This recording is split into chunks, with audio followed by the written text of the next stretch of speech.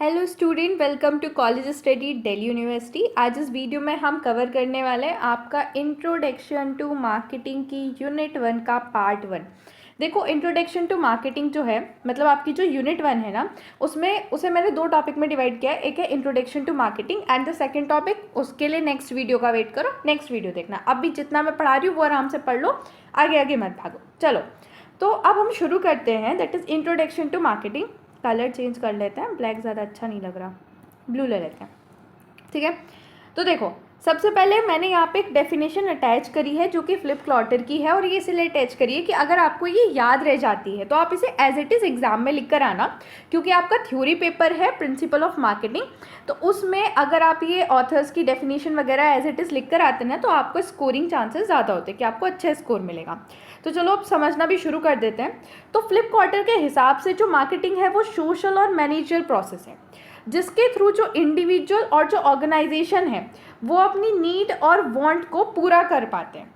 ठीक है, ये जो डेफिनेशन है वो दो एक्सपेक्ट जो है मार्केटिंग के वो हाईलाइट करती है। पहला सोशल एक्सपेक्ट, जो ये कहती है कि जो मार्केटिंग का रोल है वो ये है कि वो सोसाइटल नीड्स को फुलफिल करे।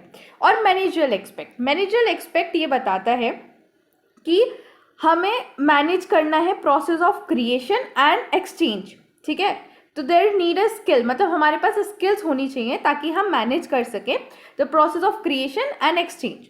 ठीक है, अब इसको ना थोड़ा डिटेल में समझते हैं, क्योंकि ये तो हो गया ऑथर की लैंग्वेज। अब हम समझते हैं नॉर्मल लैंग्वेज पे।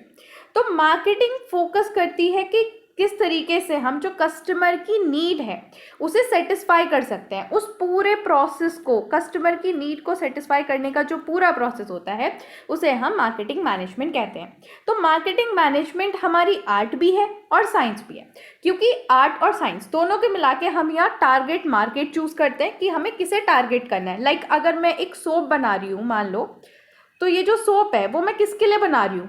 मान लो मैं बच्चों के लिए बना रही हूँ। ठीक है, तो ये मेरा टारगेट मार्केट होगा।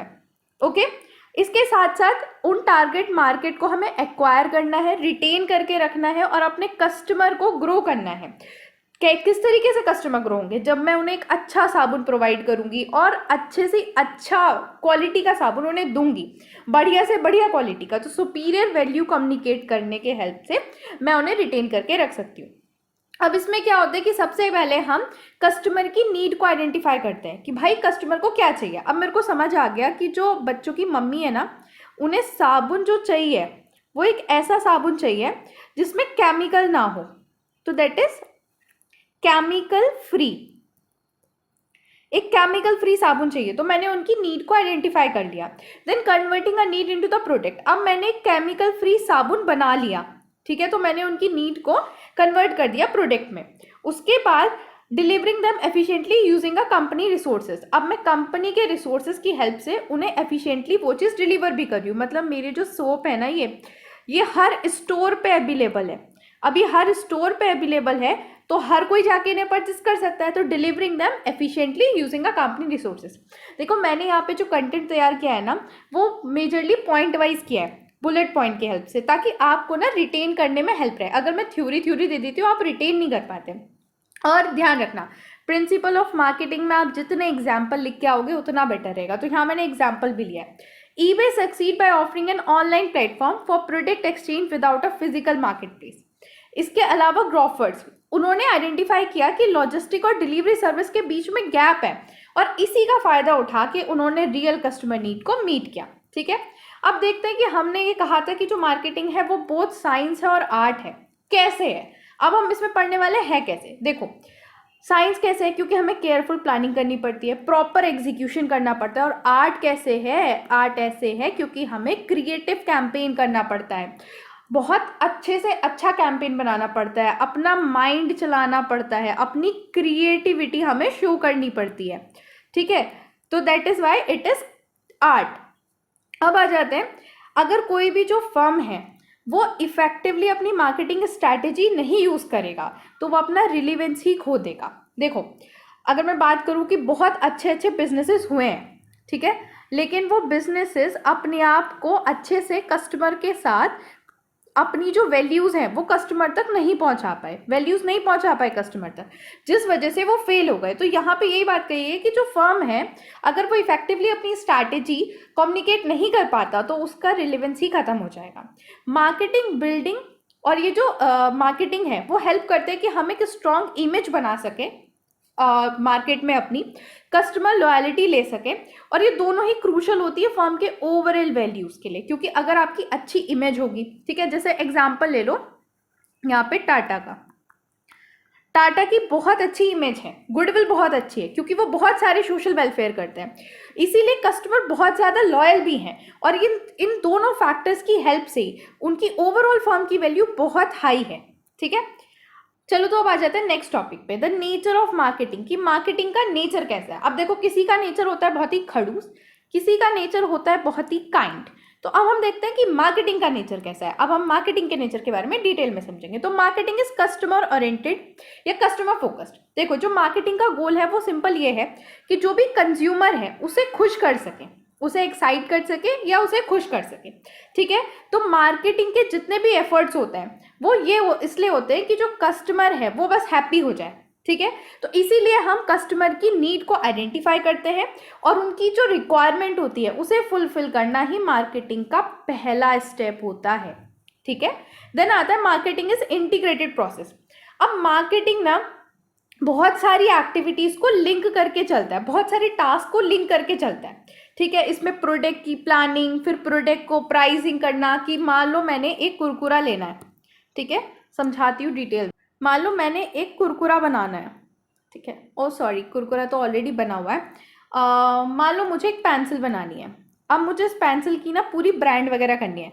मुझे समझ आ गया कि नीड क्या है, कि बच्चों के पास ना डिज़ाइनर पेंसिल नहीं है। तो नाउ आई हैव डिसाइडेड कि I will made a designer pencil. अब डिज़ाइनर पेंसिल बनाने के बाद ये मेरा हो गया प्रोडक्ट, मैंने रिसर्च कर ली, प्रोडक्ट बना लिया। अब मैं इसे प्राइस करूँगी। मुझे पता चल गया कि बच्चे ना बहुत ही ज़िद्दी होते हैं, जो चाइल्ड होते हैं बहुत ही ज़िद्दी होते हैं।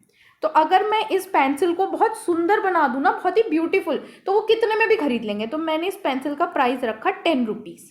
ठीक है, तो दैट इज़ प्राइसिंग। समझ रहे हो?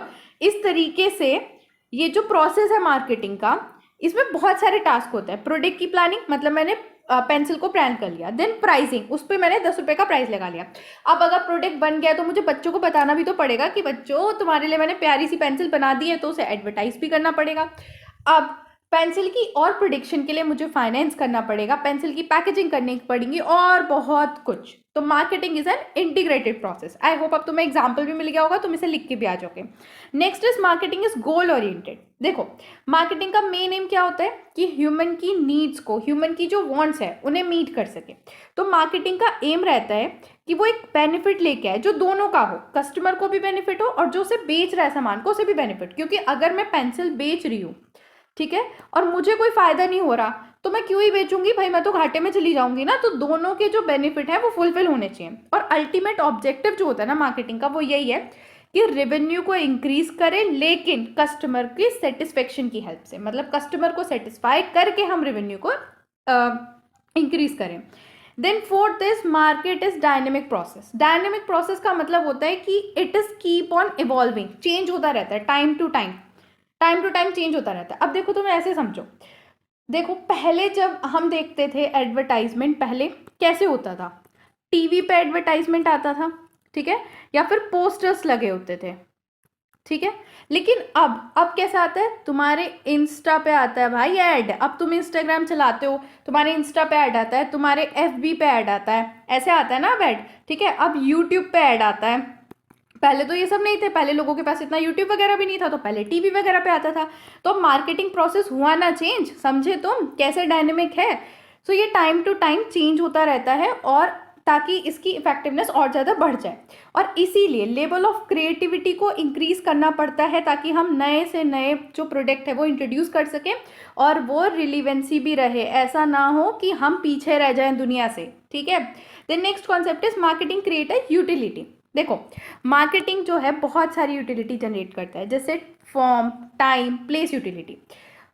ये प्लेस यूटिलिटी कैसे प्रोड्यूस करता है, अकोमोडिटी को क्लाइंट के प्लेस पे प्रोवाइड करके, जिससे समझो ब्लिंकिट, ब्लिंकिट का एग्जाम्पल ले लो। ब्लिंकिट इस टाइम पे सबसे ज़्यादा प्लेस यूटिलिटी जनरेट कर रहा है। कैसे? क्योंकि आपके घर पे आपको प्रोडक्ट प्रोवाइड किया जा रहा है। ठीक है, नेक्स्ट पॉइंट है मार्केटिंग क्रिएट है यूटिलिटी। देखो मार्केटिंग ना बहुत सारी यूटिलिटी क्रिएट करता है, जैसे time utility, form utility, place utility. अब टाइम प्लेस यूटिलिटी कैसे क्रिएट करता है कि ये जो भी प्रोडक्ट होता है ना, या जो भी अकोमोडिटी होती है, वो क्लाइंट को उसके घर पे डिलीवर करके, जगह पे डिलीवर करके, मतलब जैसे मान लो अगर मैं अपने पास के स्टोर पे गई, ठीक है, और उस स्टोर पे मुझे कुरकुरे नहीं मिले, कुरकुरे से ज़्यादा ही लगाव हो गया मुझे, मान लो मुझे कुरकुरे नहीं मिले, ठीक है, तो फिफ्थ पॉइंट है मार्केटिंग क्रिएट है यूटिलिटी। देखो मार्केटिंग ना वैरायटी ऑफ यूटिलिटी क्रिएट करता है, जैसे form, time, place utility. Place utility कैसे क्रिएट करता है? प्रॉपरली डिलीवर करके अकोमोडिटी को क्लाइंट के पास। टाइम यूटिलिटी कैसे करता है? देखो ये स्टोर करता है और प्रिजर्व करता है आइटम्स को वेयर हाउस के लिए, ठीक है, जिस टाइम पे नई बिक्री हो रही है उस टाइम पे ये स्टोर कर लेता है और बाद में जब उसकी डिमांड बढ़ती है तो हम जो है सेल कर देते हैं। फॉर्म यूटिलिटी कैसे करता है? प्रोड्यूस करके right output using a input, सही तरीके का इनपुट यूज करके आउटपुट प्रोड्यूस करके, ठीक है। नेक्स्ट पॉइंट आता है मार्केटिंग इज प्रेसिसिव। प्रेसिसिव का मतलब होता है जो चलता रहता है, तो ऑर्गेनाइज, प्रेसिसिव मतलब जो हर जगह यूज होता है।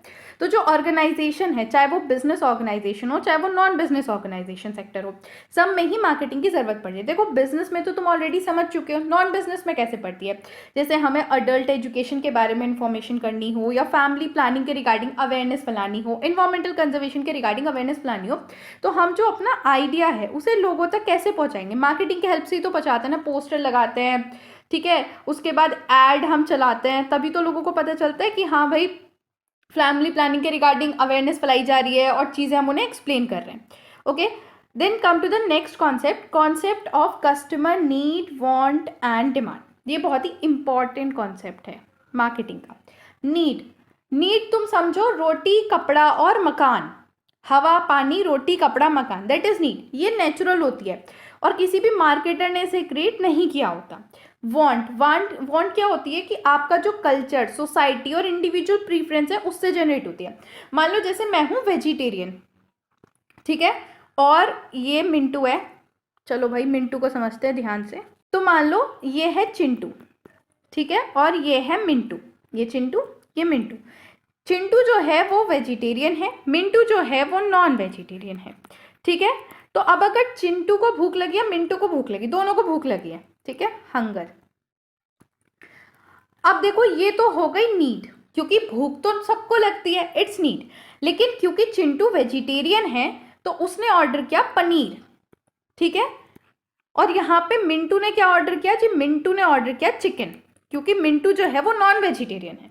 तो यहाँ पे जो पनीर और चिकन, ये जो डिफरेंस आ गया, दिस इज वांट, क्योंकि ये इनके कल्चर और इनके कल्चर की वजह से ये शेप हुआ है। तो want is shaped by the culture, society and individual preference, ठीक है। जैसे to satisfy the thrust, person may want a water, juice और सॉफ्ट ड्रिंक। अब ये जो जूस और सॉफ्ट ड्रिंक है ना, ये वांट है, ये नेसेसिटी नहीं है। प्याज तो पानी से भी बुझ सकती है ना। देन आ जाता है डिमांड। जब कभी भी तुम्हारे पास परचेजिंग पावर होती है ना, मान लो मुझे खरीदनी तो है कार, लेकिन मेरे पास रुपये जो है वो है 5, तो this is my want only, कि भाई मुझे कार खरीदनी है लेकिन रुपये 5 हैं। बट अगर मुझे कार खरीदनी है और मेरे पास जो पैसे हैं वो कितने हैं? 5 करोड़ कर देती हूँ। 5 लाख में अच्छी कार नहीं आएगी ना गाइस, है ना। मेरे पास है 5 करोड़ रुपए, तो this is my demand because it is backed by the purchasing power. I have now the purchasing power. I hope you understand the concept of all this three. Moving to the next concept, difference between marketing and the selling. ये बहुत ही important difference है, इसे समझ के जाना, कई बार exam में आया। सो नाउ सबसे पहले व्हाट इज मार्केटिंग। मार्केटिंग जो है वो कस्टमर की नीड और वांट पे फोकस करता है, और उनकी नीड और वांट को सेटिस्फाई करके हम जो गुड्स प्रोड्यूस करते हैं उनका फोकस होता है कि उनकी नीड वांट को सेटिस्फाई करो। बट सेलिंग क्या होता है? सेलिंग ये होता है कि जो भी हमारा प्रोडक्ट है बस वो कैसे भी बेच दो और कैश में कन्वर्ट करा लो, भले ही कस्टमर को उसकी ज़रूरत हो या ना हो, डजंट मैटर, बस कैसे भी बेच के कैश में कन्वर्ट हो जाए। देन सीक्वेंस, देखो मार्केटिंग कहाँ से शुरू होता है? सबसे पहले बिफोर प्रोडक्शन, मतलब ऐसा नहीं है कि मैंने प्रोडक्ट जो है वो बना लिया और उसके बाद मेरा मार्केटिंग आएगा, ना। मार्केटिंग कैसे आता है? मेरा प्रोडक्ट बनने से पहले ही मेरा मार्केटिंग शुरू हो जाता है। पहले मैं कस्टमर की नीड को समझूंगा, रिसर्च, प्लानिंग, डेवलपमेंट करूंगी, ना कस्टमर की नीड को समझूंगी, ठीक है। उसके बाद मेरा प्रोडक्ट डेवलप होगा और फिर वो मैं कस्टमर को दूंगी, that is marketing. Now talking about selling. Selling क्या होती है? After production. पहले मैंने प्रोडक्ट बना लिया जी, अब ये प्रोडक्ट बन गया, अरे छाता बना लिया मैंने, अब छाता तो किसी को ज़रूरत ही नहीं है, समर सीजन चल रहा है ना, नहीं सॉरी विंटर सीजन चल रहा है गाइस, सॉरी मैंने प्रोडक्ट बना लिया और प्रोडक्ट में मैंने बनाया छाता, ठीक है। अब सीजन चल रहा है जी विंटर का, अरे विंटर में तो किसी को छाते की ज़रूरत नहीं है, कोई बात नहीं, मैं फिर भी कस्टमर को बेच के रहूँगी, दिस इज सेलिंग। एक बार प्रोडक्ट बन गया, आफ्टर प्रोडक्शन शुरू होता है, फोकस ये होता है कि बस किसी भी तरह बेच दो। आई होप तुम्हें समझ आया। अब नेक्स्ट इसका डिफरेंस आ जाता है emphasis on product planning and development. Marketing जो है वो प्रोडक्ट प्लानिंग और डेवलपमेंट पे फोकस करता है ताकि कस्टमर की नीड को अच्छे से मीट कर सके। But when we come to the selling, इसका बस एम रहता है किसी भी तरह अपने छाते बेच दो, push existing product to the customer. Predominance, देखो यहाँ पे मार्केटिंग में जो किंग है वो कस्टमर है, राजा कौन है? कस्टमर। तो हमेशा राजा पे ध्यान दिया जाता है, कस्टमर प्रायोरिटी रहता है। बट यहाँ पर सेलिंग में सेल्स वॉल्यूम और रेवेन्यू प्रायोरिटी रहता है, भाई यहाँ पे राजा नहीं है कस्टमर, तो कस्टमर के सेटिस्फेक्शन को ये हवा में उड़ा देते हैं। ऑब्जेक्टिव क्या है? मार्केटिंग का ऑब्जेक्टिव रहता है लॉन्ग टर्म प्रॉफिट, कस्टमर को सेटिस्फाई करके long term profit. But when we talk about selling, short term profit मिल जाए, ज़्यादा से ज़्यादा सेल हो जाए, ओके। अब आ जाता है हमारा next concept, that is scope of marketing. यहाँ पे मैंने फिर से एक डेफिनेशन अटैच किया according to the American marketing association. Marketing is an activity set of institution process of creating, communicating and delivering and exchange offering value of customer, client and partner. देखो अगर तुम्हें ये याद रह जाती है बहुत बढ़िया, इसे लिख के आओ, नहीं याद रह जाती है तो फिर जो डेफिनेशन अब मैं समझाने वाली हूँ वो लिख के आओ। ये है कि जो मार्केटिंग का स्कोप है ना वो बहुत बड़ा है, ब्रॉड एंड डायनेमिक है। अगर हम देखें तो आइडिया जनरेशन से लेके जब तक प्रॉफिट आता है उसके बीच की जितनी भी एक्टिविटीज़ हमारी रहती है ना वो सब हमारी मार्केटिंग कहलाती है। देखो जो स्कोप ऑफ मार्केटिंग है वो बहुत ही ब्रॉड और डायनेमिक है। इसके अंदर आइडिया जनरेशन से लेके जब तक हम प्रॉफिट जनरेट करते हैं उसके बीच की जितनी भी एक्टिविटीज़ हैं वो सब हमारी मार्केटिंग के स्कोप में आती हैं। तो अगर हम की एलिमेंट देखें मार्केटिंग के स्कोप का तो उसमें पहला आता है मार्केट ऑफर। मार्केटिंग के अंदर सिर्फ टेंजिबल प्रोडक्ट नहीं आते, ये मत समझना कि मार्केटिंग के अंदर बस तुम्हारी वॉच आएगी या फिर तुम्हारा कोई और टेंजिबल प्रोडक्ट आएगा। इसके अंदर services, idea, people, place, information, जो भी कस्टमर की नीड को सेटिस्फाई करता है सब कुछ आता है। देखो जैसे कि आपकी banking, tourism, hotel stay, air travel. Hotel stay में आपको कोई प्रोडक्ट थोड़ी दिया जा रहा है, सर्विस ही तो दी जा रही है, तो ये भी मार्केटिंग में आता है। Then product and service marketing, देखो दोनों तरीके से, चाहे वो फिजिकल गुड्स हो चाहे वो इंटेंजिबल सर्विसेज हो, सब कुछ मार्केटिंग का पार्ट है, okay. Then modern approach, earlier जो मार्केटिंग थी वो सिर्फ बाइंग एंड सेलिंग से रिलेटेड थी कि मैंने आपको बेच दिया और आपने मुझसे खरीद लिया। लेकिन अब मार्केटिंग का मतलब है एक रिलेशनशिप मैनेज करना, किसके साथ? कस्टमर के साथ रिलेशनशिप मैनेज करना, ठीक है। कस्टमर को सेटिस्फाई कराना, अपनी ब्रांड को बिल्ड करना कि लोग हमारी ब्रांड को जाने कि हाँ भाई ये ब्रांड है, मेरी ब्रांड जो है वो स्टार की तरह चमके, और वैल्यू क्रिएट करना, ठीक है। कहते हैं ना कि हमारी ब्रांड के कुछ एथिक्स हैं, कुछ वैल्यू है, that is same, value create करना।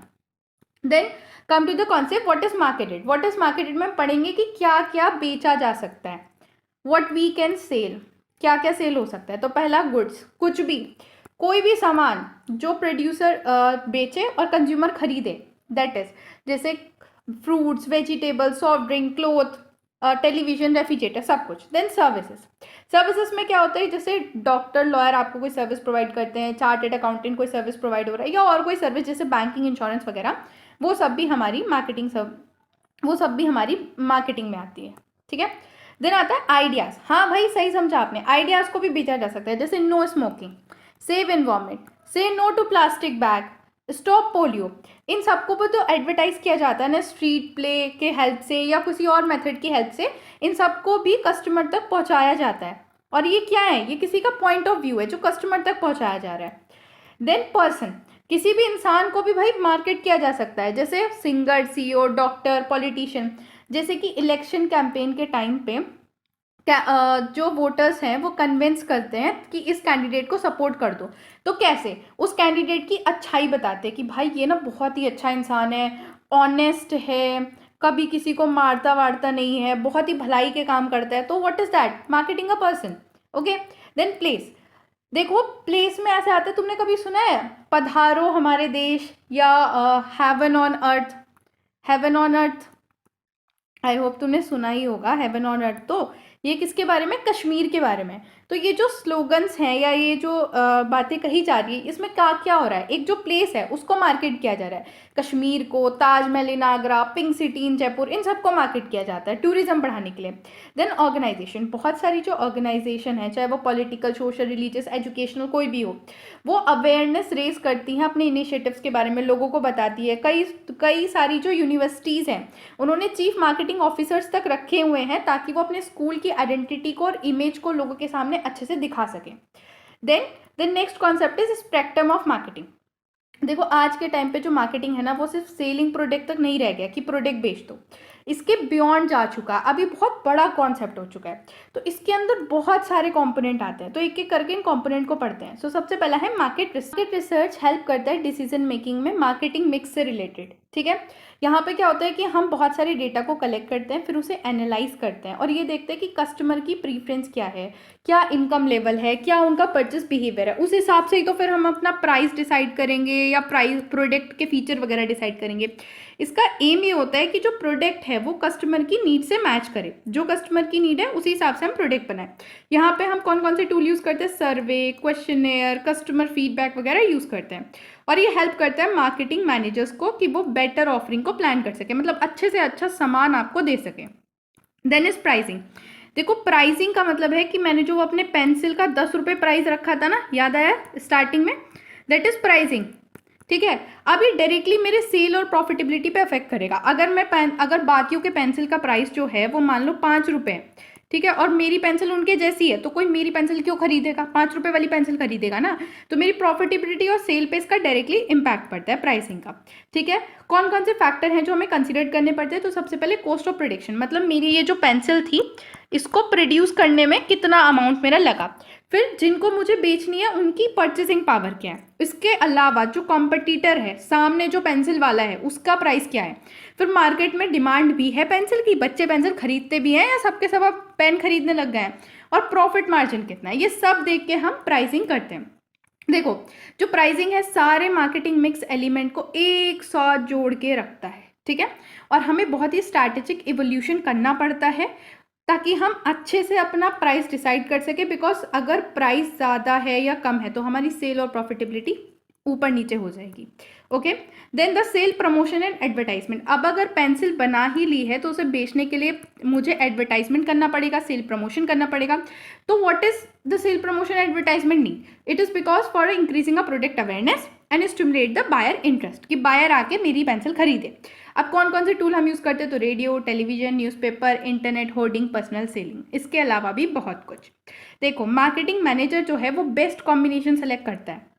जैसे मान लो उसने एडवर्टाइजिंग और सेल प्रमोशन का कॉम्बिनेशन सेलेक्ट किया कि मैं जो अपनी पेंसिल के बारे में लोगों को बताऊंगा वो एडवर्टाइजमेंट और सेल प्रमोशन की हेल्प से बताऊंगा। तो इस तरीके से बेस्ट मेथड वो चूज करता है जिससे वो अपने प्रोडक्ट के बारे में अवेयरनेस फैला सके। ओके, देन आता है key element in positioning a product to the consumer mind. और देखो यही वाला जो एलिमेंट है वो ही इंपॉर्टेंट एलिमेंट है कंज्यूमर के माइंड में अपने प्रोडक्ट के रिगार्डिंग चीज़ें बनाने के लिए। कि अगर मैंने एडवर्टाइजमेंट में बोला है कि मेरी पेंसिल बहुत ही क्या है, मेरी पेंसिल बहुत ही ब्यूटीफुल है, ठीक है, हाँ थोड़ा अजीब लग रहा होगा, पेंसिल ब्यूटीफुल है बट है गाइस, मेरी पेंसिल ब्यूटीफुल है।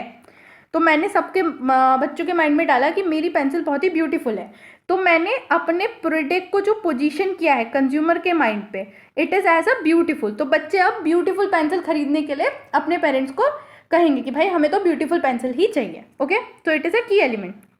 Then the next distribution channel. देखो जो प्रोड्यूसर और कंज्यूमर है उसके बीच का जो गैप है उसे फुलफिल करने के लिए हमें डिस्ट्रीब्यूशन चैनल की ज़रूरत होती है।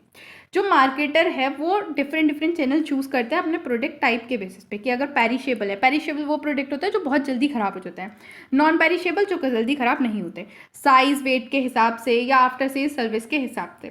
कौन कौन से ऑप्शन हमारे पास होते हैं डिस्ट्रीब्यूशन चैनल के अंदर? तो होलसेलर, रिटेलर, चेन स्टोर और सुपरमार्केट, और इसके अलावा बहुत कुछ। जो चैनल स्ट्रक्चर है वो शॉर्ट भी हो सकता है, लॉन्ग भी हो सकता है, डिपेंड करता है कि हमारी प्रोडक्ट कैसा है और हमारी स्ट्रैटेजी कैसी है। देन फाइनेंसिंग, मार्केटिंग एक्टिविटी के लिए हमें अच्छा खासा फंड चाहिए होता है भाई, पैसा भी चाहिए, तो फाइनेंसिंग हेल्प करता है बजटिंग में, ऑपरेशन में और कस्टमर ऑफरिंग क्रेडिट फैसिलिटी। देखो अगर मेरे पास खुद के पास पैसा होगा तभी मैं कंज्यूमर को क्रेडिट फैसिलिटी दे पाऊंगी, अगर मेरे खुद के पास पैसा नहीं है तो मैं कंज्यूमर को क्रेडिट फैसिलिटी कैसे दूंगी। अब क्या क्या सोर्स होती हैं फाइनेंसिंग की? तो government scheme, commercial bank, cooperative credit society, ये सारी सोर्स होती हैं। आज के कॉम्पिटिटिव मार्केट में फाइनेंसिंग ऑफरिंग देना बहुत ही ज़रूरी है ताकि कस्टमर की परचेसिंग पावर को हम बढ़ा सकें और अपनी सेल प्रमोट कर सकें। देखो आज के टाइम पे अगर तुम बड़ा कोई प्रोडक्ट खरीद लो, मान लो टीवी खरीद रहे हो, तो मान लो टीवी आपका जो है कितने का है? 50,000 का है, ठीक है। अब आपके पास इतने पैसे नहीं है कि आप 50,000 रुपये एज इट इज़ दे सको, तो आपने जाके 2 दुकान वालों से अप्रोच किया, ठीक है। अब एक दुकान वाला कह रहा है कि जो मैं आपको कोई ऐसा ऑप्शन नहीं दे सकता, लेकिन एक ने कहा कि आप 10-10 हज़ार रुपये 5 महीने तक दे दो। तो आप खुद बताओ, जब आपके पास पैसे नहीं, आप किसका परचेस करोगे? किससे परचेस करोगे? ऑब्वियसली इस दुकानदार से परचेस करोगे ना। तो आज के टाइम पे इस कॉम्पिटिटिव वर्ल्ड में फाइनेंसिंग ऑप्शन देना बहुत ही ज़रूरी है और इसीलिए आपके पास खुद के पास पैसा होना बहुत ज़रूरी है।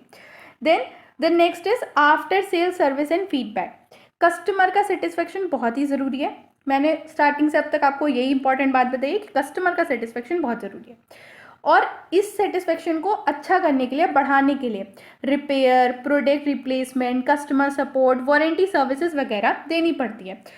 जो बड़े बड़े कंपनीज होती है, जब हम उनसे बड़ा प्रोडक्ट खरीद लें, मान लो आपने टीवी खरीद लिया, आपने फ्रिज खरीद ली, तो ऐसे प्रोडक्ट के लिए आप ये सारी सर्विस देखते हो कि वारंटी कब तक की है, कस्टमर सपोर्ट है या नहीं है, ठीक है। और इन्हीं की हेल्प से आपका ट्रस्ट बिल्ड होता है और ब्रांड की रेपुटेशन भी बढ़ती है। आप अगर किसी को सजेस्ट करोगे तो कहोगे ना कि भाई उसका टीवी खरीद लेना, मान ले LG का टीवी खरीद लेना। क्यों? क्योंकि उसकी वारंटी सर्विसेज काफ़ी टाइम तक है और उनका जो रिपेयर वगैरह सर्विस है वो भी बहुत अच्छी है।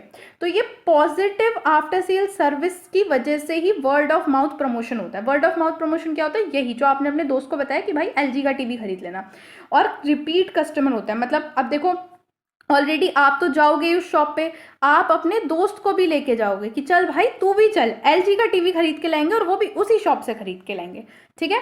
तो इसी के साथ आपका पार्ट 1 कंप्लीट होता है। सो अभी तक इस वीडियो में हमने क्या क्या पढ़ लिया है एक बार वो देख लेते हैं। सो अभी तक हमने इसमें पढ़ लिया है इंट्रोडक्शन, हमने इंट्रोडक्शन पढ़ लिया, इंट्रोडक्शन ऑफ मार्केटिंग। इसके अलावा हमने पढ़ लिया है स्कोप ऑफ मार्केटिंग, ठीक है। और हमने अब तक पढ़ लिया है नेचर ऑफ मार्केटिंग भी पढ़ लिया है, हम अभी तक पढ़ चुके हैं। Then what is marketed, what is marketed, ये हमने पढ़ लिया है। एंड इसके अलावा हमने spectrum of marketing, spectrum of marketing हमने पढ़ लिया है। तो ये सारे टॉपिक अभी तक हम कवर कर चुके हैं।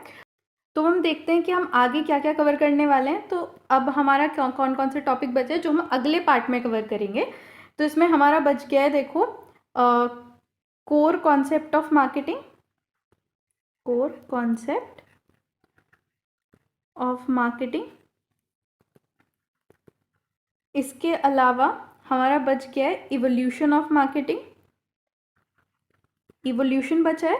And then holistic approach, holistic approach. तो ये 3 टॉपिक अब हम जो है नेक्स्ट पार्ट में कवर करने वाले हैं, पार्ट 2 में। और बाकी वीडियोस भी आपकी आती रहेंगी और सब्जेक्ट की भी वीडियो अभी आएंगी आगे, तो चैनल को फॉलो कर लो और अपने जितने भी ग्रुप्स वगैरह हैं अपने फ्रेंड्स के साथ इसे ज़रूर शेयर करना। Thank you, thanks for watching. Video को लाइक करो और चैनल को सब्सक्राइब भी करो।